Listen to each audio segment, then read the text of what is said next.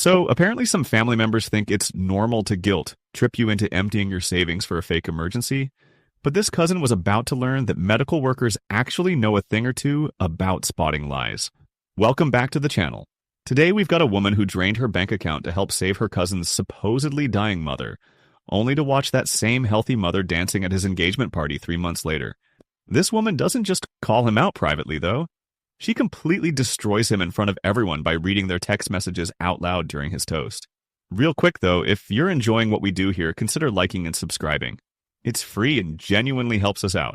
All right, let's dive in. The harsh lights in the hospital lab had left me with a pounding headache as I unlocked my apartment door. 14 hours on my feet going through samples, and all I wanted was to crash into my bed and not move until my alarm went off tomorrow.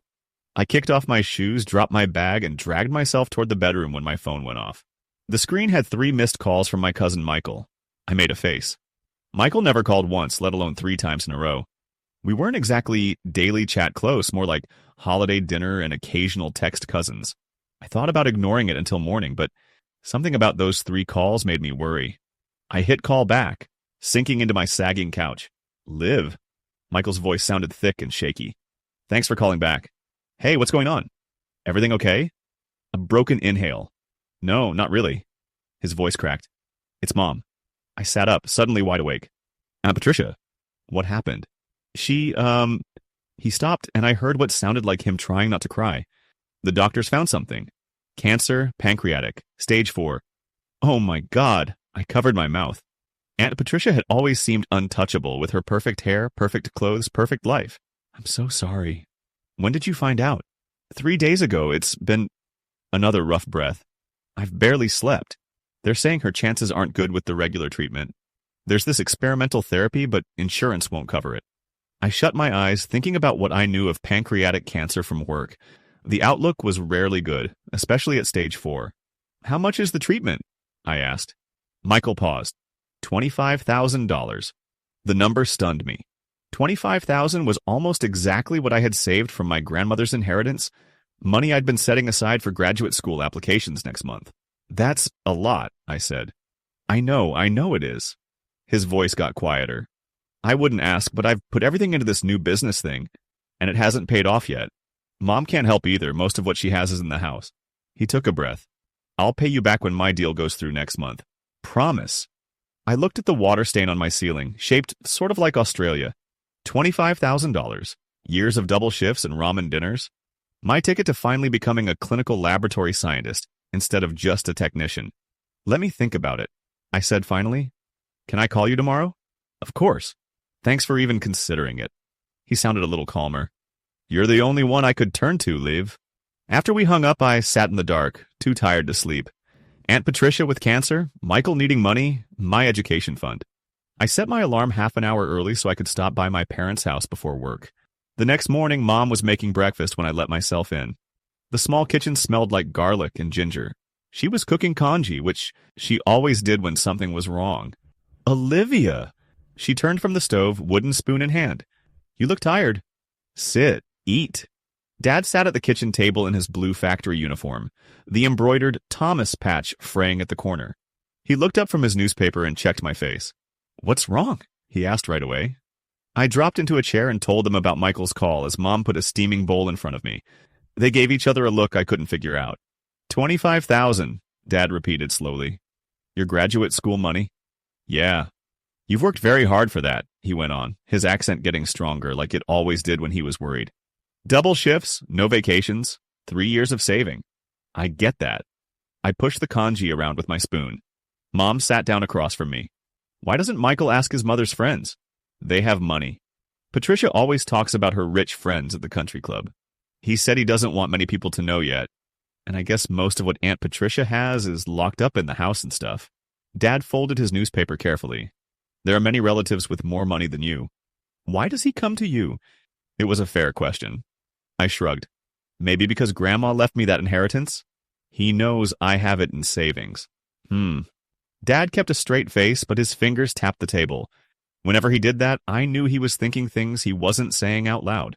What do you think I should do? I asked. Mom glanced at Dad before answering. If Patricia is really sick, family should help. But she stopped for a second. Michael has borrowed money before.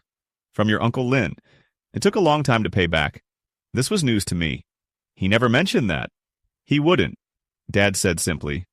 We sat quietly for a moment, just listening to the ticking of that old cat clock on the wall, the one Mom kept even though its tail fell off years ago. Dad finally spoke. It's your decision, Olivia. You're an adult. The money's yours. We'll support whatever you choose. I nodded. That was Dad's way. He wanted me to make my own choices, even the tough ones. I'm meeting him for lunch, I said. I'll ask more questions before I decide. Mom nodded, squeezing my hand. Just be careful. Money and family get complicated fast. The diner near the hospital was pretty empty when I got there. I saw Michael right away in a corner booth looking at his phone. He looked worse than at our last family get-together. His hair was a mess and his fancy shirt all wrinkled. When he noticed me, he jumped up and gave me a tight hug. Thanks for coming, he said. Barely slept last night. How's Aunt Patricia doing? Michael's eyes got red. Comes and goes, the meds make her pretty out of it sometimes. The waitress stopped by and I asked for coffee while Michael wanted water with lemon. After she left, he grabbed his phone. Got some of the paperwork if you want to check it. Out, he handed me his phone showing a PDF. This is the diagnosis and what they recommend for treatment. I looked through the document with Patricia Roberts' name and pancreatic cancer diagnosis. Something about the layout seemed weird, but I couldn't figure out exactly what. I work with medical paperwork every day as a lab tech, but every hospital does things differently. So what's this experimental treatment actually do? It's some kind of targeted immune therapy with a new drug. The doctor says it's looking good in trials, but insurance won't touch it since it's not approved yet. He showed me another file. Here's what it costs. I looked at the numbers, which seemed realistic enough, though some of the wording wasn't what I usually see. Why is Aunt Patricia keeping this secret? I asked. Wouldn't it help to have more family support? Michael ran his hand through his hair. You know her? She hates looking weak. Made me swear not to tell anyone else until she's better. Doesn't want to be what everyone's talking about at family parties. That was typical Aunt Patricia. This is a woman who once wore heels to a beach picnic because they completed her outfit and just dealt with sinking into the sand with every step. They really don't offer any payment plans for this stuff. They need all the money up front to get her spot in the trial. He leaned forward. Liv, I know it's asking a lot. I've already sold what I could from my investments, but I'm stuck with this business deal going through, so I can't touch my money for a few more weeks. He lowered his voice. Mom just doesn't have that long to wait. I thought about Aunt Patricia. She always cared about appearances, but she never missed my birthday and always gave me thoughtful gifts. I still wore her pearl earrings every day. She even showed up at my college graduation when closer family members bailed. Look, you'll need to sign something promising to pay me back, I said finally. My grad school applications are due next month. His face lit up. Absolutely. Whatever you need, I'll write up an agreement tonight. And I want updates about how she's doing with the treatment. Of course. He reached across the table and squeezed my hand. You can't imagine what this means, Liv. Mom's going to be so thankful once she's back on her feet. Something still felt off, but I tried to ignore it. Who questions their own family about cancer, of all things? If I was wrong to be suspicious, I'd never forgive myself. I'll transfer the money today, I said. That night at home, I sat in front of my laptop staring at the confirm transfer button. My savings account showed $25,680. 3 years of overtime shifts, birthday money I never spent, and what my grandma left me because she believed in me. After the transfer, the balance would read $680. I closed my eyes. Why hadn't Michael asked his rich friends for help? Why hadn't he gone to Aunt Patricia's other siblings? And those documents, they just didn't look quite right. I clicked confirm. The screen changed to show the transaction processing. Michael texted me a signed note promising to pay me back within 45 days. I saved it to my phone and tried not to feel sick about what I'd just done. For the next few weeks, Michael kept me updated. He said Aunt Patricia had started treatment and was doing okay some days. Pretty rough on others. According to him, the doctors seemed hopeful. Every text came with a ton of thank yous and mentions of how his business thing was moving forward. I took on extra shifts at work to start building my money back up, and usually crashed when I got home. Too exhausted to even think about those grad school applications I'd have to put off. Then, exactly 3 weeks after I'd sent him the money, I got this fancy envelope in my mail. Inside was a wedding invitation with shiny gold letters. You are cordially invited to celebrate the engagement of Michael Roberts and Jennifer Abrams. Join us for a surprise engagement party at the Grand Hamilton Hotel. I looked at the date on the invitation over and over, just 2 weeks away. A surprise engagement party at one of the priciest hotels in the city. while his mom was supposedly fighting cancer with some experimental treatment. My stomach dropped as I put the invitation down on my counter. Everything suddenly made a horrible kind of sense, like I was finally seeing the truth I'd been missing all along. The bus came to a stop 2 blocks from the Grand Hamilton Hotel with a screech that made me wince. I smoothed down my navy blue dress, bought for another cousin's wedding 3 years ago, and checked my phone again. My banking app was still open from the 20th time I'd refreshed it today. Still nothing from Michael. 59 days. That's how long it had been since I sent him my savings. 14 days passed when he promised to pay me back. 3 weeks until my grad school application deadlines. Applications I couldn't submit without the fees I now couldn't afford. I held the small gift bag with the cheap monogrammed cocktail napkins I'd found on clearance, and realized just how out of place I was going to be. The napkins seemed fine until I Googled the Grand Hamilton and saw rooms cost $500 a night. Walking up to the hotel entrance, I watched valets in perfect uniforms helping people out of fancy cars. Some woman in a sparkly dress got out of a Mercedes, laughing as she took her date's arm. I gripped my sad little gift bag tighter and tried not to look totally out of place. Liv, there you are. My cousin James came over looking way too good in his navy suit. I almost didn't know it was you without scrubs, he said, then made a face. That sounded bad. You look really nice. Thanks, I said with my best fake smile. You too. James was always the nice one in the family, the guy who never forgot a birthday and somehow kept everyone getting along at family dinners. He pointed toward the doors. Michael's really gone all out. Did you see the ice sculpture of Jennifer's architecture firm logo? Nothing says true love like frozen corporate branding. I couldn't help laughing. That sounds exactly like what Michael would think is fancy. As James held the door for me, he added, between this party, their Bali honeymoon, and the house they're looking at, I'm starting to think I picked the wrong job. Bailey? The word stuck in my throat. 3 weeks at some exclusive resort. Michael wouldn't shut up about the private plunge pool at the rehearsal dinner. I couldn't believe what I just heard as we walked into the ballroom. The place was decked out with crystal chandeliers and fancy displays of white orchids and roses. A string quartet played in the corner, while servers walked around with champagne and tiny fancy appetizers that probably cost more than my weekly grocery haul. I should find Michael and Jennifer, James said. Catch you later? I nodded and grabbed a glass of champagne I didn't even want, just to have something to do with my hands. Instead of looking for Michael, I kept an eye out for Aunt Patricia. If she really had stage 4 pancreatic cancer like they said, she'd either not be here or sitting quietly somewhere, trying to put on a brave face. The trip was absolutely magical. A woman's voice caught my attention. Patricia showed us this little cafe in Montmartre that wasn't in any of the guidebooks. I turned toward the voice, a middle-aged woman in a beaded dress talking to another guest. Paris in spring. Her companion sighed. Patricia always did know how to travel in style. Wait, Paris? I moved closer, pretending to check out the flowers. She looked amazing in all the photos, the first woman continued. That red dress she wore to the river cruise dinner? I need her diet secret. 3 weeks in Europe and she came back more refreshed than when she left. They laughed and walked away. I just stood there, shocked. 3 weeks in Europe? While Michael was telling me she was barely conscious, fighting for her life. I put down my untouched glass and pushed through the crowd. I needed answers. And then I saw her. Aunt Patricia was in the middle of the room, wearing this deep purple silk dress that probably cost more than my rent. Her black hair was cut in a perfect bob without a hair out of place. Her laugh carried all the way across the room when someone said something funny. Then she did this little twirl to show off her dress to a friend, moving like someone who was completely healthy. I felt dizzy for a second. I held onto a chair so tight my knuckles turned white. There was no cancer. There had never been any cancer. It hit me all at once.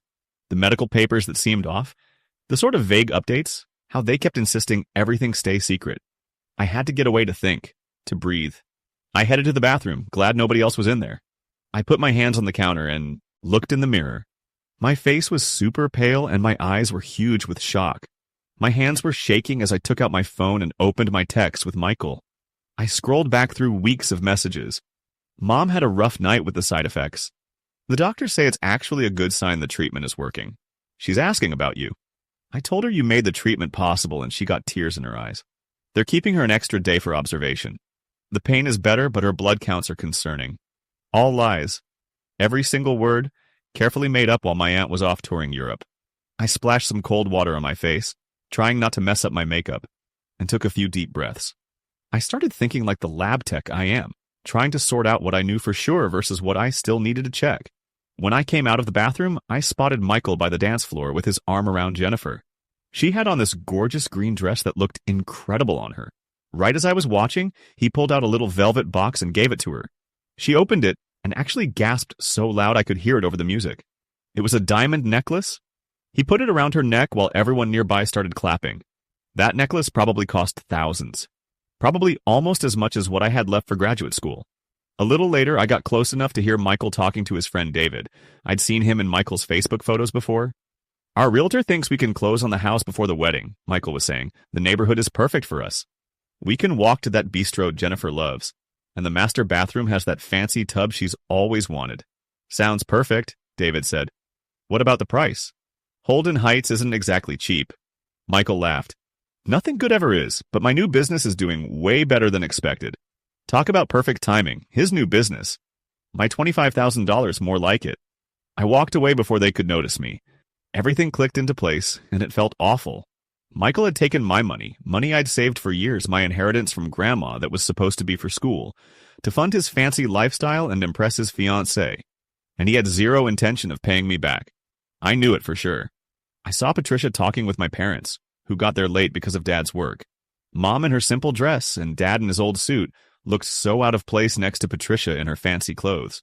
They nodded along to whatever she was saying. I wondered if they could tell what I could now. That this family was built on lies, ready to come crashing down any minute. I wasn't going to cause a scene tonight, though. Not with all these strangers and relatives around. I was still too upset and confused by everything. I needed actual facts before jumping to conclusions. From all my years working in a lab, I knew you had to be 100% sure before making any claims. Before I confronted my cousin, who I'd trusted with my future plans, I needed solid proof that even Michael couldn't talk his way out of. What I knew now was just the beginning. The real work would start tomorrow. Mornings after bombshells shouldn't feel so normal. That's what hit me when my alarm started screaming at 5:15 a.m. For a second, I thought I'd dreamed the whole thing.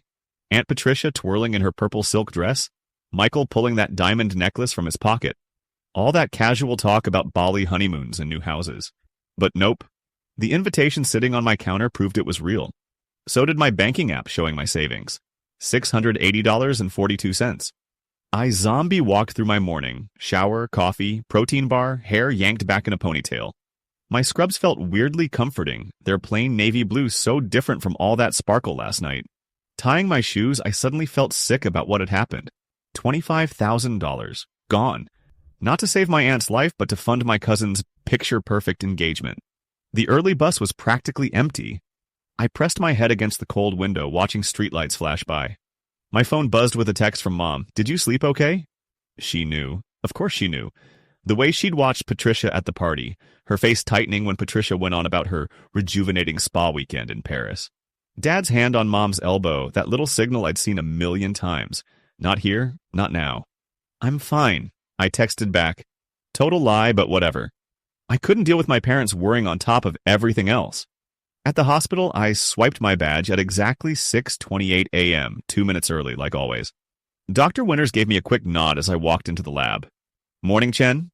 We've got a full load from the ER weekend motorcycle enthusiast. I gave a thumbs up, happy for the distraction. Blood samples needed analyzing. Chemistry panels needed running. This stuff made sense at least. Clear steps with reliable answers. By 10 a.m., I'd processed 17 samples and was logging results when Dr. Winters stopped by my station. You're off today. I looked up, confused. I'm sorry? Not like that. Her mouth curved slightly. You're here, but not really here. Everything okay? Just tired, I said automatically. Dr. Winters looked me over the same way she checks tricky test results. You've never been just tired in the 3 years I've known you. You triple-checked the Ramirez sample. You only double-check when something's bugging you. I felt my face getting hot. Personal stuff. Nothing I can't handle. Take lunch whenever you want today. And there's extra pudding cups in the break room fridge. This was about as motherly as Dr. Winters ever got. Don't let whatever it is mess with your accuracy. We need that detail-oriented brain of yours. My attention to detail. The same brain that completely missed all the signs Michael was lying to me. During my lunch break, I sat alone in the farthest corner of the cafeteria and pulled out my phone. I had to get my facts straight like any good lab tech would. I opened my text history with Michael and started taking screenshots, organizing them by date. March 12th. The doctors found something. Cancer, pancreatic, stage 4. March 13th. They're saying her chances aren't good with standard treatment. There's this experimental therapy. March 15th. Thank you so much, Liv. I just spoke with her doctor. They can start the treatment next week. March 22nd. Mom had her first treatment today. She's wiped out, but the doctors think it's going well. April 5th. She's having a tough day. The side effects are hitting hard, but they say that means it's working. April 18th. Good news. The latest scan shows the tumor is responding. Still a long way to go, but it's working, Liv. You saved her life. May 2nd. Mom asked about you today. When I told her you made this treatment possible, she got tears in her eyes. I looked through weeks of made-up updates about symptoms, treatments, and doctor visits. I created a folder on my phone labeled Evidence and saved every screenshot with the date. Back in the lab, I went through the motions with my samples, making a mental list of what to do next. I needed bank records. I needed to check with the medical center. I needed to find out if anyone else in the family knew about Patricia's supposed cancer. At 3:45 p.m., I took my afternoon break and stepped outside to make a call. Good afternoon, Bayview Medical Center. How may I direct your call? Hi, I'm calling to ask about your experimental immunotherapy program for pancreatic cancer. My aunt was recently diagnosed, and I heard you might be doing trials. One moment, please. After a brief hold, a different voice came on the line. This is Dr. Reeves in oncology. I understand you're asking about our pancreatic cancer trials? Yes, I said. Specifically the targeted immunotherapy, combined with the new drug that's showing promising results. There was a pause. I'm sorry, but we don't currently have any such trial underway. We completed a small Phase 1 study last year, but it didn't advance to Phase 2. May I ask where you heard about this treatment? Oh, God, I mumbled. My cousin mentioned it. His mother, my aunt, was supposedly enrolled in this program. I see. Well, I can tell you definitively that we have no active immunotherapy trials for pancreatic cancer at this time. The only pancreatic studies we're conducting are focused on early detection biomarkers, not treatment. Thank you, I managed. That's helpful to know. I ended the call and leaned against the building, trying to catch my breath. Not only had Michael lied about his mother having cancer, but he'd made up an entire treatment program that didn't exist. By the time my shift ended at 7 p.m., I was running on determination and stale coffee. Instead of heading home, I sat in the hospital lobby with the free Wi-Fi and opened Facebook on my phone. Patricia Roberts wasn't hard to find. Unlike my mother, who thought social media was for spies and scammers, Aunt Patricia posted about everything online. I scrolled back to March and April when Michael claimed she was undergoing treatment. March 24th. Patricia smiling at a rooftop restaurant. Caption reading, Dinner with a View.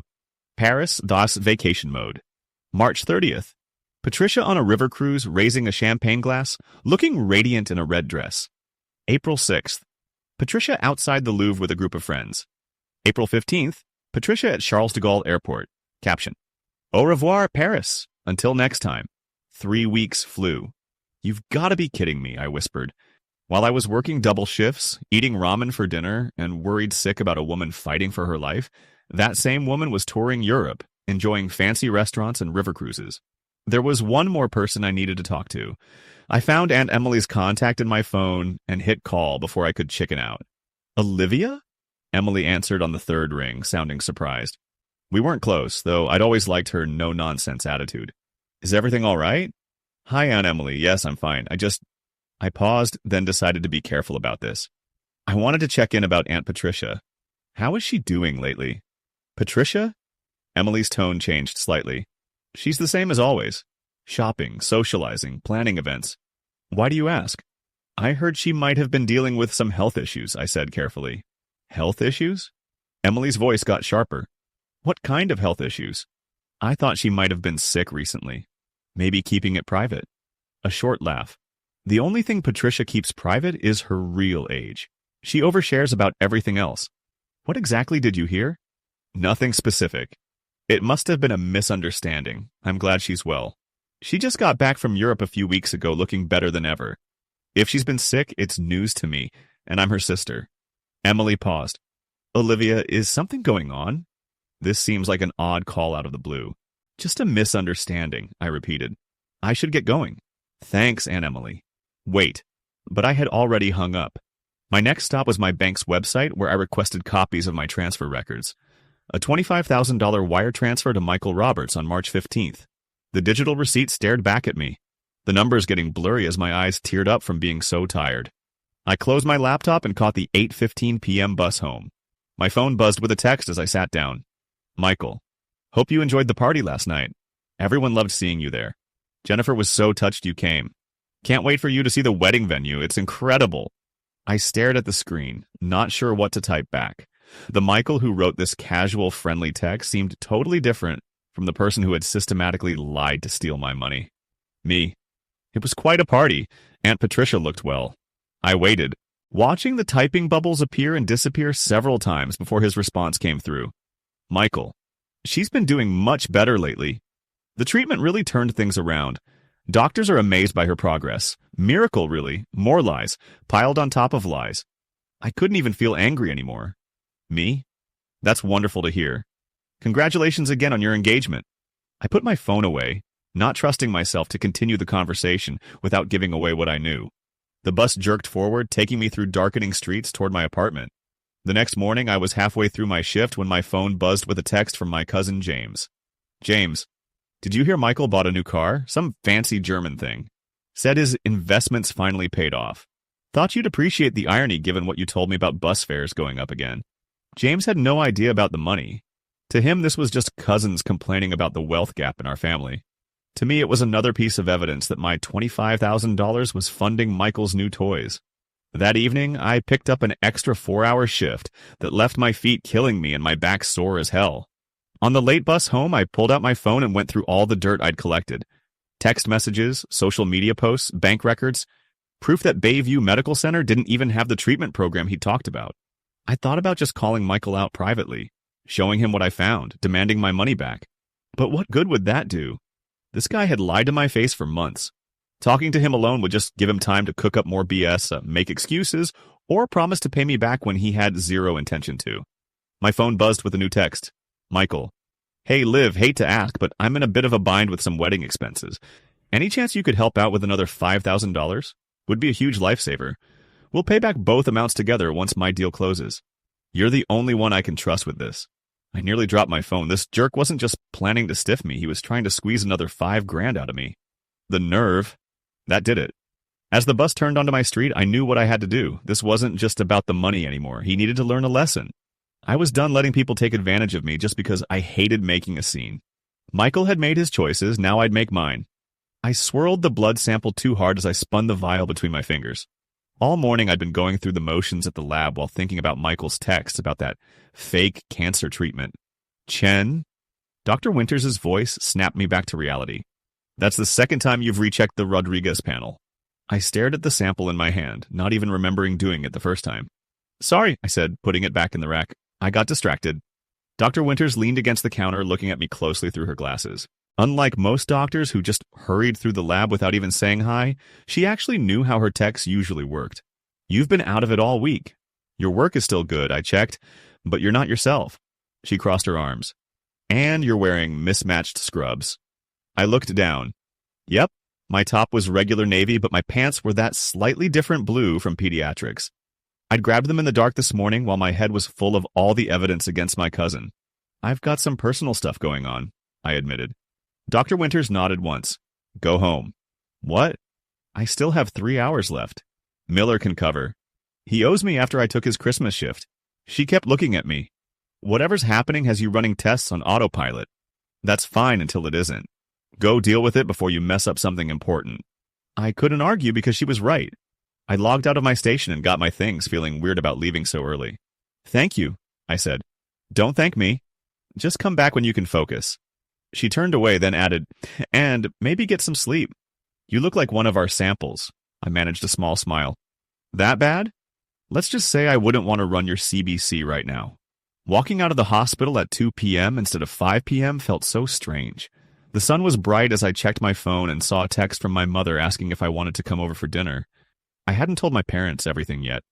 Not all the details about what Michael did or my plans to confront him, but I really needed my mom's advice right now. I got some unexpected free time. I texted back, I'll head over now. Mom opened the door in her work clothes, a simple button-up and dark pants, and smiled when she saw me.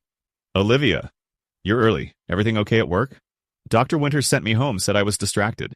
Mom's eyes widened. "You? Distracted at work? That never happens." I followed her into the kitchen, which smelled like ginger and soy sauce. Dad wouldn't be home for hours. "I found out some things about Michael and the money," I said, sitting at the kitchen table. "He lied, Mom." "About everything." As I explained what I'd discovered, Patricia's European vacation, the made-up medical treatment, Michael's spending on fancy stuff, Mom's face changed from worried to angry. "I knew something wasn't right," she said, stirring the pot harder than needed. "The way Patricia talked at the party, like someone who had been in Paris, not fighting for her life." She put down her spoon. "Have you confronted Michael?" "Not yet. I've been collecting evidence first." Mom nodded. "Smart. When you confront a liar, you need proof. They always have more lies ready." She sat across from me and took my hands. Her fingers were a little rough from years of cleaning work, but warm and steady. "What will you do now?" she asked. "I'm not sure exactly. I'm thinking about small claims court, but I'd need to pay filing fees. And if he ignores the judgment, I'd have to pay more for enforcement." Mom frowned. "Your father and I could help with those fees." "No," I said firmly. "You both work too hard for your money. I'm not taking it for this." "Then send a demand letter first," she suggested. "Your father can help write it. Make it sound official, like it's from a lawyer." "And if that doesn't work?" Mom's face got even more serious. "Then you make it public. Liars hate being exposed more than anything. They try so hard to create their fake image. Sometimes the only power we have is truth." I stared at her, surprised by how fierce she sounded. My mother, who always taught me to keep the peace, to work quietly and steadily, was telling me to make a scene. "You think I should tell everyone what he did?" "I think," she said carefully, "that being quiet and nice has its place, but not when someone steals your future." She squeezed my hands. "Sometimes the person who speaks up is just the only one brave enough, not the only one who knows the truth." She went back to cooking, adding more ingredients to her pot as I thought about what she said. My phone buzzed with an email. I opened it and froze. "You and guest are cordially invited to celebrate Michael and Jennifer's engagement. Dinner at Le Jardin, Friday at 7 p.m. Michael will give a special toast to honor this occasion." I stared at the invitation, suddenly thinking of all the possibilities. Le Jardin was one of the fanciest restaurants in the city. I'd walked past it once and seen the menu prices, which were more than I made in a day. "Mom," I said, "Michael's having an engagement dinner on Friday." "With a toast." Mom turned around, still holding her wooden spoon, and looked right at me. I could tell she immediately understood what I was thinking. "A room full of people," she said. "Family, friends, his fiancée. People he's been lying to. People who think he's successful and generous." I took a deep breath. It would be totally opposite of how I usually handle things. "Sometimes," Mom said, "the right thing feels wrong until you do it." I took the bus home that night with some of Mom's food and a better idea of what to do next. I spent the next 2 days using every free minute to get my evidence together. I made a folder on my phone with screenshots of Michael's texts, pictures of Patricia traveling around Europe during her so-called treatment, bank records of the money transfer, and notes from when I called Bayview Medical Center. Between work shifts, I looked up how small claims court works and wrote a formal demand letter. Thursday night, I brought it to my parents' house, where Dad sat at the kitchen table reading it carefully and making little notes in the margins. "It's good," he finally said. "Clear. Factual." He made one more correction. "Add this. If you don't respond within 10 business days, I'll take legal action and let all family members know what happened." I added what he suggested. "You think threatening to tell the family will work?" Dad pushed up his glasses. "Michael really cares what people think of him. Threatening his reputation works better than threatening court." "Hope you're right." I folded the letter. "I'll mail it after the dinner tomorrow." "Why after?" he asked. I paused before admitting, "Because I'm going to call him out at dinner. In front of everyone." Dad went quiet for a while, just looking at me. Dad always thought things through before saying anything. "This isn't like you," he finally said. "Calling someone out in public." "I know. You usually avoid fights." "Yeah, that too." He nodded slowly. "Sometimes we have to do stuff that feels weird to get what's fair." Late that night in my apartment, I stood in front of my bathroom mirror with my phone, practicing what I'd say. At first, I sounded super shaky, barely above a whisper. "Michael told everyone his mother had stage 4 pancreatic cancer," I mumbled to my reflection. "He asked me for $25,000 for some experimental treatment." I shook my head and tried again, louder this time. While Michael was telling me his mom was fighting for her life, she was actually on vacation in Europe. Here are his texts describing symptoms she never had and treatments that never happened. By the 5th try, my voice got stronger. By the 10th, I actually believed the person in the mirror. Someone who stands up for herself, not the doormat who gave her future away to a liar. My phone buzzed around 1:45. Michael. Hey, Liv. Looking forward to seeing you tomorrow at the dinner. Quick question. I'm in a bit of a tight spot with some wedding expenses. Any chance you could help with another $5,000? I promise I'll pay back everything once my business deal closes next week. You're the only one I trust to ask. I couldn't believe my eyes. Seriously? This jerk already owed me $25,000 with zero plans to pay me back, and now he wanted more money? That did it. No more second-guessing myself. I got to the hospital an hour early the next morning. Went straight to the staff printer, plugged in my phone, and printed everything. Michael's texts about Patricia's made-up cancer, my bank transfer, and all those vacation photos Patricia posted from Europe with timestamps that proved they were lying through their teeth. I stuffed everything in a folder and threw it in my bag before heading to my station. Cancer samples weren't going to test themselves, and I still had a job to do, family mess or not. I knocked out each test like a machine, ticking them off one by one, counting down to tonight. Dr. Winters walked by and noticed right away. Whatever you figured out yesterday worked. You're back. Yeah, I said, slapping a label on a sample. I know exactly what I'm going to do. After my shift, I changed in the hospital bathroom, trading scrubs for the only decent outfit I'd brought. Black pants and a blue blouse. Nothing fancy enough for Le Jardin, but it would have to do. I tucked the folder into my purse for easy access. Waiting for the bus to this showdown I'd spent my life avoiding, I kept fingering the folder through my purse. Having solid proof of Michael's lies made me feel more certain about what I needed to do. A text from James appeared. See you at dinner? Fair warning, Michael's been practicing his emotional toast all day. Prepare for tears and inspirational quotes he definitely found on Instagram. I gave a grim smile at my phone. The stage was all set for Michael's big performance. But tonight, I'd be the one bringing the real drama. Diana Chen. I hate lying to doctors more than pretty much anything. That's why I couldn't look Dr. Winters in the eye as I claimed I wasn't feeling well and needed to leave early. She wasn't buying it, though, not from me. Chen? Her sharp voice stopped my excuses cold. That's the second time you've checked the Rodriguez panel. I looked at the blood sample I was holding, not even remembering when I'd processed it the first time. My thoughts were somewhere else, analyzing Michael's texts about fake cancer treatments while my hands did the lab work automatically. Sorry, I said, putting the vial back in the rack. I guess I lost track. Dr. Winters leaned on the counter and watched me, the same way she examined weird test results. Unlike most doctors who just rushed through the lab like we were invisible, she actually paid attention to how we worked. You've been distracted all week. Your work is still accurate, I checked, but something's off. She folded her arms. And you're wearing mismatched scrubs. I looked down and felt my face get hot with embarrassment. My top was regular navy blue, but my pants were that slightly different shade from pediatrics. I'd grabbed them in the dark this morning while thinking about all the evidence against Michael. I'm dealing with a personal situation, I admitted. Dr. Winters gave a quick nod. Go home. What? My shift doesn't end for 3 hours. Miller can cover. He owes me after I took his Christmas rotation. She gave me that intense stare that made even senior doctors uncomfortable. Whatever's going on has you processing samples on autopilot. That works until it doesn't. Go handle it before you make a mistake we can't fix. She was right, so I couldn't argue. I logged out of my station and packed up my stuff, feeling weirdly lost leaving so early.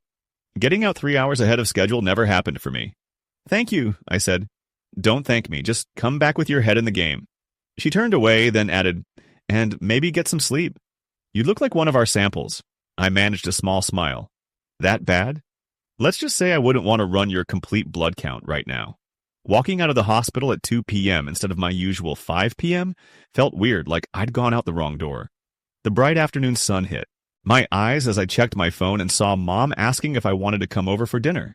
I hadn't told my parents the whole story yet, just how bad Michael's lies were or what I might do about it. But I really needed Mom's no-nonsense advice right now. I have some unexpected free time, I texted back. I'll head over now. Mom answered the door in her work clothes, just a simple button-up and dark pants. Her face brightened when she saw me. Olivia, you're early. Everything okay at work? Dr. Winters sent me home. Said I was distracted. Mom's expression turned worried. You? Distracted at work? That never happens. I followed her into the kitchen, the familiar smell of ginger and soy sauce filling the air. Dad wouldn't be home for hours yet, still at his factory shift. I found out some things about Michael and the money, I said, sitting at the small kitchen table. He lied, Mom. About everything, as I told her everything I'd found out. Patricia's European vacation, the fake medical treatment, Michael's shopping sprees. Mom's face changed from worried to something tougher, more determined. I knew something wasn't right, she said, stirring the pot on the stove with more force than necessary. The way Patricia talked at the party, like someone who had been in Paris, not fighting for her life. She set down her spoon. Have you confronted Michael? Not yet. I've been collecting evidence first. Mom gave an approving nod. Smart. When you confront a liar, you need proof. They always have more lies ready. She sat across from me and took my hands. Years of cleaning work had left her fingers a little rough, but they were warm. What will you do now? She asked. I don't know exactly. I'm thinking about small claims court, but I'd need to pay filing fees, and if he ignores the judgment, I'd have to pay more for enforcement. Mom frowned slightly. Your father and I could help with those fees. No, I said firmly. You both work too hard for your money. I'm not taking it for this. Then send a demand letter first, she suggested. Your father can help draft it. Make it sound official, like it comes from a lawyer. And if that doesn't work, Mom's face got even more serious. Then you make it public. Liars hate being exposed more than anything. They try so hard to maintain their fake image. Sometimes the truth is the only power we have. I was shocked to hear her talking like this. This was my mom, the woman who always taught me to keep the peace and work quietly, now telling me to publicly call someone out. You think I should tell everyone what he did? I think, she said carefully, that being quiet and accommodating has its place. But not when someone steals your future. She squeezed my hands. Sometimes the person who speaks up is the only one brave enough, not the only one who knows the truth. She went back to the stove and added some ingredients while I thought about what she'd said. My phone buzzed. I checked the email and froze. You and guest are cordially invited to celebrate Michael and Jennifer's engagement. Dinner at Le Jardin, Friday at 7 p.m. Michael will give a special toast to honor this occasion. I read the invitation over and over, thinking of all the possibilities. Le Jardin was super fancy. I'd walked by it once and seen the menu prices, which were more than I made in a day. Mom, I said slowly, Michael's having an engagement dinner on Friday, with a toast. Mom turned around, still holding her wooden spoon. One look at her face, and I could tell she instantly understood what I was thinking. A room full of people, she said. Family, friends, his fiancée. People he's been lying to. People who think he's so successful and generous. I hesitated. It would be totally against my usual approach to things. Sometimes, Mom said, the right thing feels wrong until you do it. That evening, I took the bus home with a container of Mom's cooking and a better idea of what to do. Sitting at my small kitchen table, I pulled out a notepad and did my usual thing when stressed, making lists and running numbers. Without the $25,000, I'd have to push back grad school at least a year. Just the application fees would take months to save up, not even counting moving costs and first month's rent in a new city. I'd need to grab even more shifts, maybe pick up weekend work at an urgent care lab. I wrote everything out in columns, what I had now, $680.42, monthly bills, what I could make with extra shifts, and how long it would take to save up again, 14 to 16 months. Looking at those numbers made it all too real. For the next couple days, I used every free minute to get my evidence together. I made a folder on my phone with screenshots of Michael's texts, pictures of Patricia vacationing in Europe during her supposed treatment, bank records of the transfer, and notes from my call with Bayview Medical Center. Between work shifts, I looked up how small claims court works and wrote a demand letter. Thursday night, I brought it to my parents' house. Dad read it at the kitchen table, jotting notes in the margins. It's good, he said finally. Clear. Factual. He made one more change. Add this. If you don't respond within 10 business days, I'll take legal action and tell all family members about what happened. I added what he suggested. You think the family part will scare him? Dad pushed up his glasses. Michael cares about how people see him. Threatening his reputation works better than threatening court. Hope you're right. I folded the letter. I'll mail it after dinner tomorrow. Why after? He asked. I paused, then said, because I'm going to call him out at dinner. In front of everyone. Dad went quiet for a bit, just looking at me. He always took his time before saying anything important. This isn't like you, he said finally, calling someone out in public. I know. You usually avoid arguments. Yeah, I know that too. He nodded slowly. Sometimes we have to do stuff that feels wrong to make things right. He tapped the letter. If you go through with this, be ready. Michael will try to make you look crazy or too emotional. Have your facts straight. I will. Later that night in my apartment, I stood in front of my bathroom mirror with my phone, practicing what to say. The first few times I sounded shaky, barely audible even to myself. Michael said his mom had stage 4 pancreatic cancer. I whispered to myself. He asked me for $25,000 for some experimental treatment. I shook my head and tried again, louder this time. While Michael was telling me his mom was fighting for her life, she was actually on vacation in Europe. Here are his texts describing symptoms she never had and treatments that never happened. By the 5th try, my voice was steadier. By the 10th, I actually believed what I was seeing. Someone standing up for herself, not the pushover who handed her future to a liar. My phone buzzed at 11:42 p.m. Michael. Hey, Liv. Looking forward to seeing you tomorrow at the dinner. Quick question, I'm in a bit of a tight spot with some wedding expenses. Any chance you could help with another $5,000? I promise I'll pay back everything once my business deal closes next week. You're the only one I trust to ask. I stared at the text, fuming. The nerve of asking for more money while still owing me $25,000. He wasn't planning to pay me back at all, just trying to squeeze more cash out of me. This text cleared up any doubts about what I had to do. I got to the hospital an hour early that morning. I went straight to the staff printer, hooked up my phone, and printed everything I needed. Michael's messages about Patricia's made-up cancer, my bank transfer receipt, and screenshots of Patricia's European vacation posts, with dates showing when they were uploaded. I put everything in a folder and tucked it in my bag before heading to my workstation. The lab sample still needed processing, and I wasn't about to let my work slip, no matter what was happening after my shift. I threw myself into the testing, each completed sample bringing me one step closer to tonight's showdown. Dr. Winters walked by my station and nodded. Whatever you sorted out yesterday worked. You seem better. Yeah, I said, sticking a label on a sample. I finally figured out what to do. At the end of my shift, I changed in the hospital bathroom from scrubs into the only nice outfit I'd packed. Black pants and a simple blue blouse.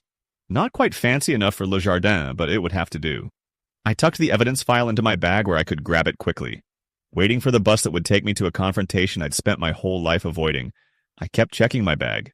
Having actual proof of what Michael had done made me feel stronger about going through with this. James texted, still on. Dinner? Just so you know, Michael's been working on his sappy toast all day. Get ready for fake tears and cheesy quotes he probably stole from Instagram. I gave my phone a tight smile.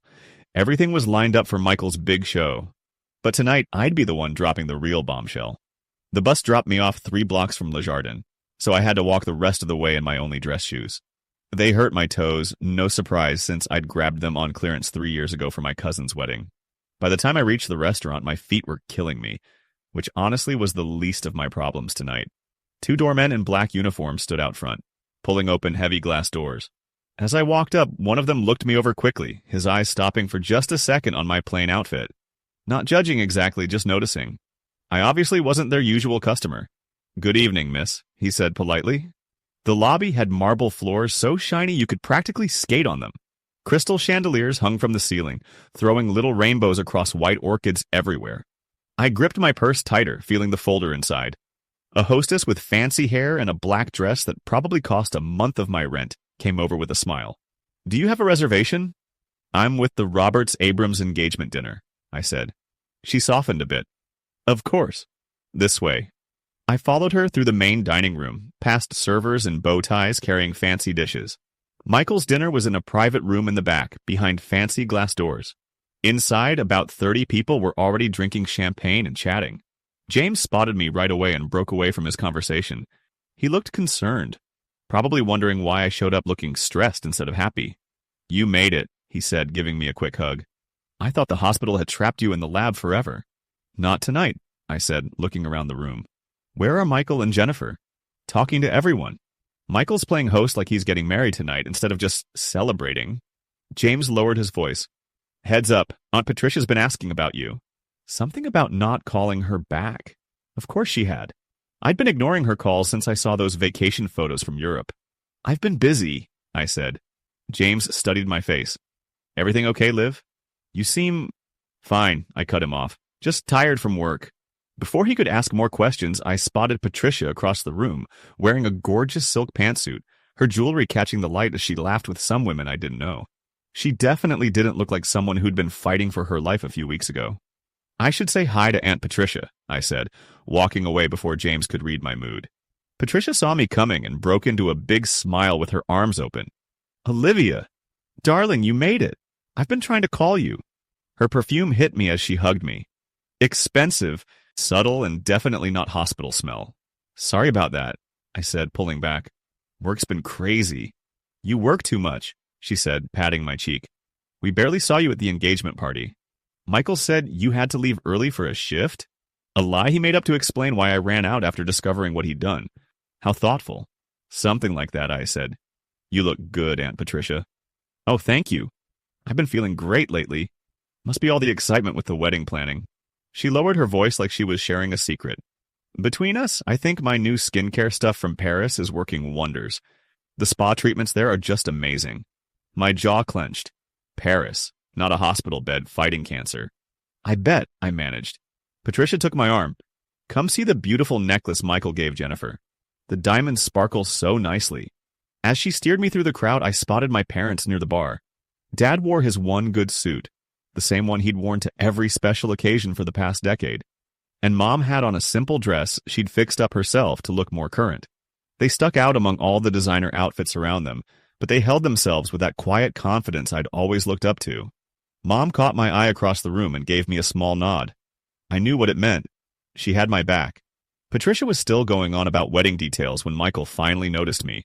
He was hanging out with Jennifer, and some people I knew were his friends, including David from the engagement party. For just a second, his smile slipped before he pulled it back together. "Liv!" he called out, trying too hard to sound excited. "You made it." Jennifer turned, her green eyes warming with what seemed like actual happiness to see me. She looked amazing in a burgundy dress that fit perfectly on her slim body. The diamond necklace Patricia had mentioned earlier gleamed at her throat. Basically my graduate school money right there in jewel form. "I'm so glad you could come," Jennifer said, reaching to squeeze my hand. "Michael talks about you all the time." I wondered what exactly he'd told her about me. The nice cousin who helped pay for his mother's medical bills? The family member he could always count on for cash? "Congratulations," I said, forcing a smile for her sake. "The necklace looks gorgeous." She touched it awkwardly. "Thank you. I wasn't expecting it at all." "Michael's always full of surprises," I said, looking him straight in the eye. Something about the way I said it must have made him nervous because his smile got tight. "Can I get you a drink, Liv? I think you'll really like the champagne they picked for us." "I'm good for now," I said. "You have to try it." He pushed, already waving down a server. "It's imported from France. $300 a bottle." Of course it was. I took the glass without drinking from it, just to have something to hold while I watched everything going on. Dinner was announced soon after, and we all moved to our assigned spots at 3 round tables. I found myself at Michael's table but placed far enough away that we couldn't really talk. Clever seating arrangement or just luck? Either way, it wouldn't matter much longer. The first course arrived, fancy raw fish with flowers on top. I pushed it around my plate while listening to everyone talk. Wedding venues, honeymoon spots, and the house Michael and Jennifer wanted in Holden Heights. "The master bathroom has a soaking tub that's to die for," Jennifer was telling the woman beside her. "And the kitchen has just been renovated with Italian marble." David leaned toward Michael. "What's the timeline looking like for closing?" "We're pushing for before the wedding," Michael replied. "My business partner just confirmed our funding came through, so the timing is perfect." Funding? Is that what he called my $25,000 now? The main course arrived, fancy meat with some kind of sauce. I cut it into small pieces without tasting it. I wasn't hungry anymore. Across the table, Patricia was telling a story about a gallery opening she'd gone to last week. Each laugh and animated gesture just confirmed what I already knew. "Liv," James's voice came from my left. "You've barely touched your food. Everything okay?" "Just saving room," I lied, checking my watch. How much longer until Michael's toast? How much longer until I blew up this whole perfect dinner? "You seem tense," James said quietly. "Long week," I replied. James studied me for a moment, then nodded toward Michael. "He's been practicing that toast all day. I guess Jennifer's father is some big-shot speaker, so the pressure's on."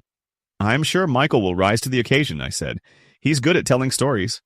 When dessert arrived, Michael finally stood and tapped his knife against his champagne flute. The gentle chime stopped all conversations as everyone looked at him. Friends and family, he began with that rehearsed warmth in his voice. Jennifer and I can't thank you enough for being here tonight. I slipped my hand into my purse, fingers finding the edge of the evidence folder. The journey to finding your perfect partner isn't always straightforward, Michael continued. There are challenges, unexpected turns in the road. I slowly withdrew the folder, setting it on my lap under the tablecloth. Many of you have been with me through some difficult times recently, he said, looking at me for a second. A little nod to our shared secret about his mother's fake illness. I was nervous, but my hands stayed surprisingly steady as I opened the folder. Those challenges have only made me appreciate Jennifer more. Michael went on, reaching for her hand. Her strength, her patience, her unwavering support. Jennifer beamed up at him, completely unaware of what was coming. When you find someone who stands by you through adversity, who believes in you even, when the path forward isn't clear, that's rare. That's worth celebrating. The room murmured in agreement. I took a deep breath. So I'd like to propose a toast to my beautiful fiancé, to our future together, and to all of you who have supported us through thick and thin. Everyone raised their glasses. The moment stretched as people sipped their champagne, murmuring approval of Michael's heartfelt words. Now! I stood up, my chair scraping against the floor. Everyone looked at me, including Michael, whose eyes went wide with confusion, then narrowed as he started to suspect something was up. I'm sorry to interrupt, I said, my voice steadier than I'd expected. And Jennifer, I apologize especially to you, but I have something relevant to share about support through difficult times. Michael stepped forward. Liv, this really isn't the... 3 months ago, I continued, cutting him off. Michael called me late one night. He told me his mother had been diagnosed with stage 4 pancreatic cancer. Everyone gasped. Patricia's hand shot up to her mouth. He said she needed an experimental treatment that insurance wouldn't cover. The cost was $25,000. I pulled out the first paper from my folder, a printout of our text conversation. The doctors found something, cancer, pancreatic. Stage 4, I read aloud. They're saying her chances aren't good with standard treatment. There's this experimental therapy, but insurance won't cover it. Michael went pale. Olivia, stop. You're misunderstanding. I transferred the money that same day, I continued, my voice gaining strength. My entire savings. Money my grandmother left specifically for my education. I held up the bank statement showing the transfer. For weeks after, Michael sent me updates about his mother's condition. Detailed descriptions of symptoms, treatments, side effects. I read from another printout. Mom had a rough night with the side effects. The doctors say it's actually a good sign the treatment is working. Patricia stood now, staring at her son. Michael, what is she talking about? It's not what it sounds like, Michael said quickly. There's an explanation. Yes, there is, I agreed, pulling out screenshots of Patricia's social media post. While Michael was telling me his mother was fighting for her life, she was actually in Paris. On vacation for 3 weeks. I held up the photos for everyone to see. Patricia smiling at a rooftop restaurant, on a river cruise outside the Louvre. I called Bayview Medical Center, I continued. They have no experimental immunotherapy program for pancreatic cancer. The treatment Michael described doesn't exist. The room went completely silent. Jennifer had stepped away from Michael, her hand touching the diamond necklace at her throat. I wrote up a demand letter, I said as everyone went quiet. But since we're all sitting here talking about helping each other through tough times, I figured I'd just ask you face to face. I turned to my cousin. Michael, when exactly are you planning to pay back that $25,000 you borrowed for your obviously healthy mom's treatment? My phone was buzzing like crazy on my nightstand. I opened one eye, then shut it fast when the morning sun hit me through my cheap blinds. Everything from last night came rushing back. Standing up at Le Jardin, the evidence folder, Michael's face going pale, everyone just dead silent. God, I'd really done that. I grabbed my phone and checked the screen. 27 missed calls, 43 texts, and a dozen voicemails. It was 5:43 a.m. My alarm would go off in 2 minutes for my 7 a.m. shift. The messages went from supportive to totally shocked. James, holy shit, Liv. That was the most badass thing I've ever seen. Call me. Aunt Emily, well done. About time someone called him out. Let me know if you need legal advice. Uncle Robert, highly inappropriate venue for family business. Very disappointed. Cousin Sarah, OMG the drama. Michael looked like he was going to pass out. Mom, we're proud of you. Get some rest. Come for dinner tomorrow? And buried among all the family stuff, a message that made me bolt upright. Jennifer, hi Olivia, I hope you'll call me when you have a chance. I'd like to meet and talk privately, please. I read her message over and over, wondering what she might want to say. Was she mad? Grateful? Both? My alarm started blaring, and I shut it off. No time to answer anyone. I had patients' samples waiting. The lab wouldn't stop because of my family mess. In the shower, I practiced what I might say to everyone. What would I tell Jennifer? Patricia? All those relatives who thought I'd committed some horrible social sin by telling the truth? The mirror showed dark circles under my eyes, but something else too. My eyes looked steadier somehow. I pulled my hair into its usual ponytail, put on my scrubs, and headed out. Dr. Winters glanced up from her microscope when I walked in. "Morning, Chen," she said, pausing to look me over. "You seem different. Good different or bad different?" I asked, logging into my station. She considered me. "Interesting different. Like you've made up your mind about something." I nodded, putting on my gloves. "A few things, actually." "Well, it works for you." She slid a stack of forms my way. "Adams in the ER wants stat panels on all these. Says he can't wait." "Everything from the ER is can't wait," I said, flipping through the forms. "True, but Dr. Adams thinks his patients matter more than everyone else's." Her mouth almost curved into a smile. "Just another Tuesday." The routine of the lab helped calm me. The steady work with equipment, the familiar steps. By lunch, I'd run through 23 samples and actually felt hungry, which meant my body was getting back to normal after last night's craziness. In the break room, I finally texted Jennifer back, suggesting we meet after work. She answered right away, suggesting Arabica Blue, a coffee shop I'd seen but never gone into. Their $7 lattes were way outside my budget. I was debating whether to pack up my sandwich or finish it when my phone rang. Patricia's name popped up. I almost ignored it, then took a deep breath and answered. "Hello? Olivia." Patricia's voice sounded off like she'd lost her usual smooth confidence. I don't really know how to start." I waited, not about to make this easier for her. "What Michael did was inexcusable," she continued. "Using me, using my supposed illness to—" She stopped. "I had no idea. You have to believe me." "I do," I said, surprising myself because I meant it. Patricia might let Michael get away with too much because she cares about appearances, but making up cancer seemed too far even for her to go along with. "I'm completely horrified," she said. "Not just about the money, though that's—" She let out a sharp breath. "I've already talked to my financial advisor. I'll make sure you get paid back, no matter what Michael does." "Thanks," I said simply. "No, Olivia. Thank you." Her voice cracked a little. Nobody's ever called him out like that. Maybe if someone had done it sooner. She didn't finish. I thought about all the times Michael must have charmed his way out of trouble. How many people just let his lies slide because confronting him felt too awkward. "I need to get back to work," I said finally. "Of course. I needed you to know I wasn't part of this, and I'm sorry. Really sorry." After hanging up, I sat staring at the wall, wondering how many family relationships had permanently changed after last night. That thought probably should have bothered me more than it did. Arabica Blue was exactly as fancy as I'd expected.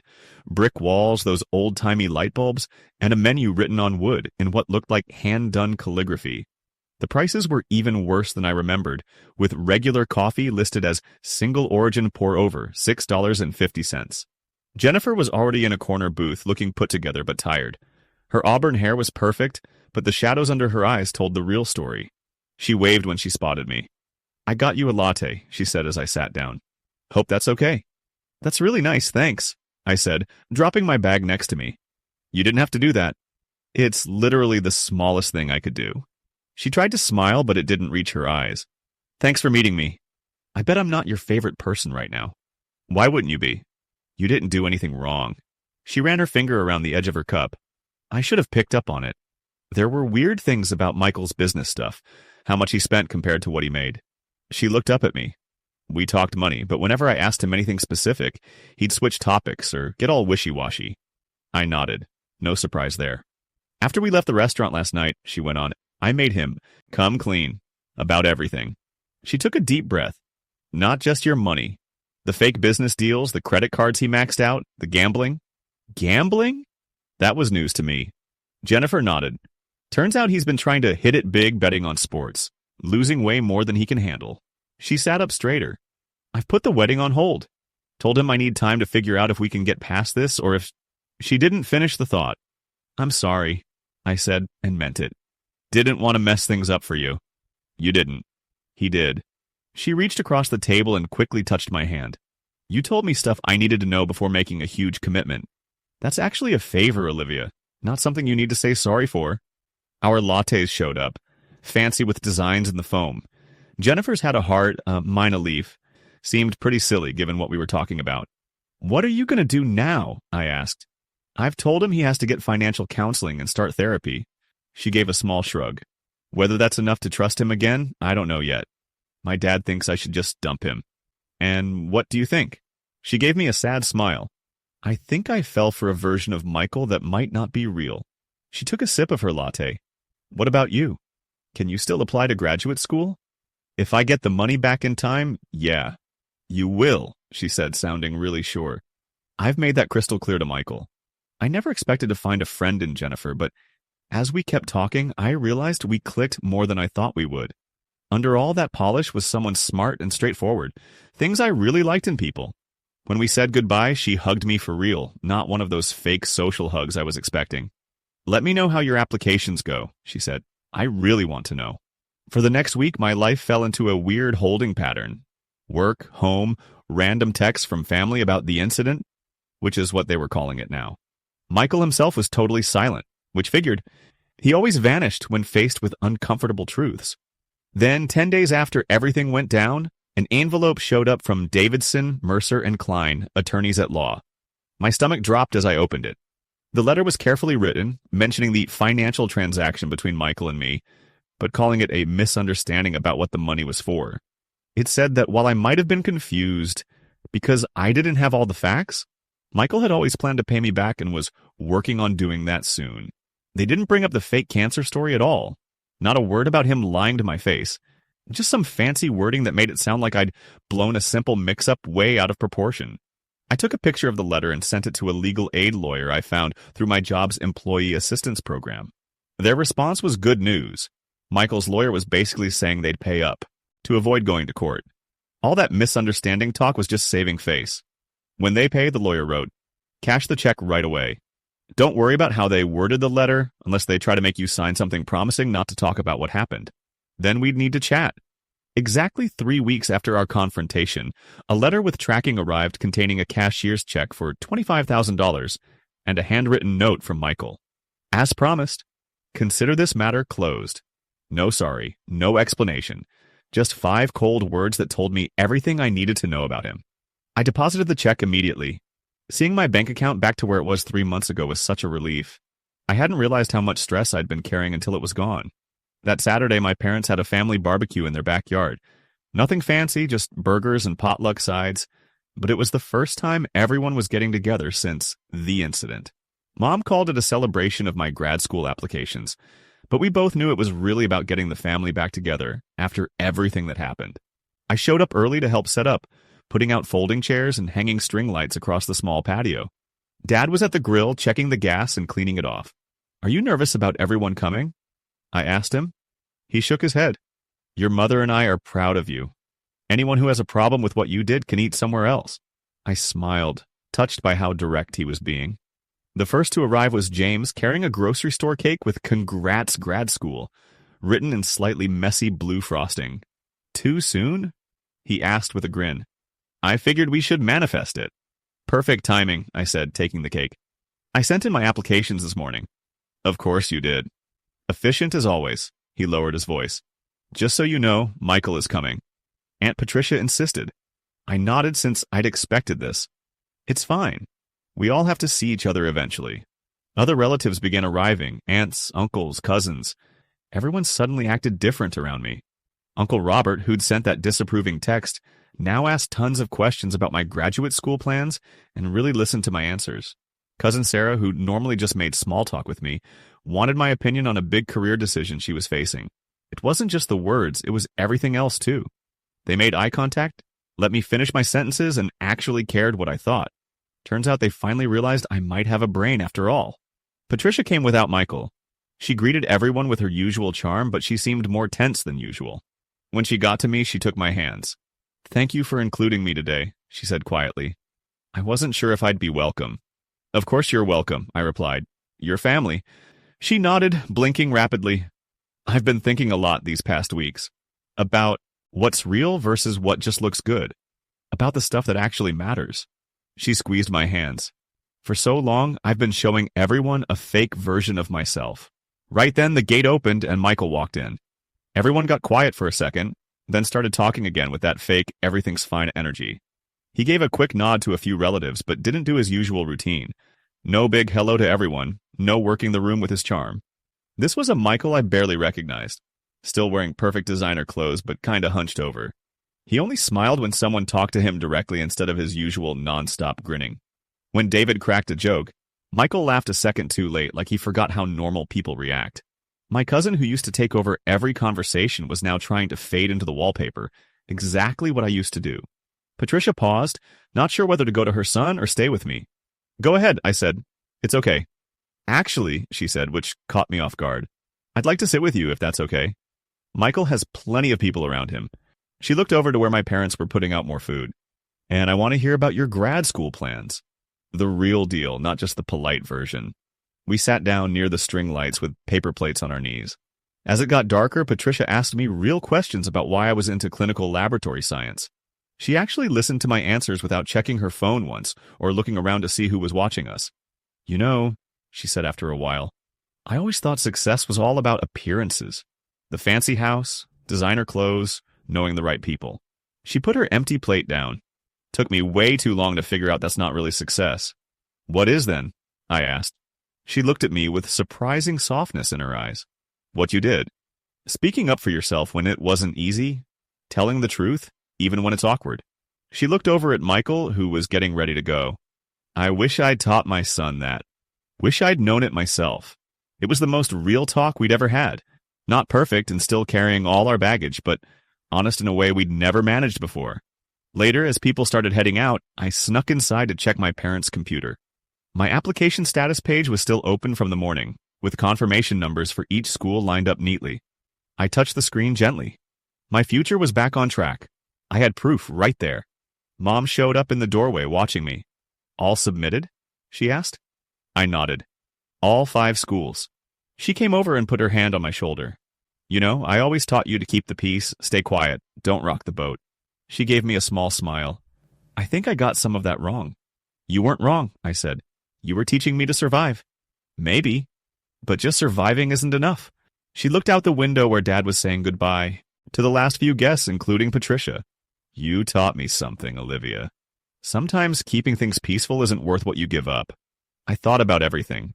Michael's short note, Jennifer putting her wedding on hold, Patricia choosing to sit with me instead of babying her son. All these relatives finally seeing the real me for the first time. The showdown at Le Jardin definitely shook things up, but what came from it was worth so much more. We finally had honesty, people taking responsibility, and actual respect. I closed the application page and went back out to my family. I'd gotten something else from all this too. I now knew I could stick up for what's right when it matters. I could speak up after a lifetime of staying quiet. I hadn't completely changed. I was still organized, still noticed all the details, still preferred to stay out of the spotlight. But now I knew when something really mattered, I wouldn't stay silent. I wasn't going back to being the quiet one, not ever again.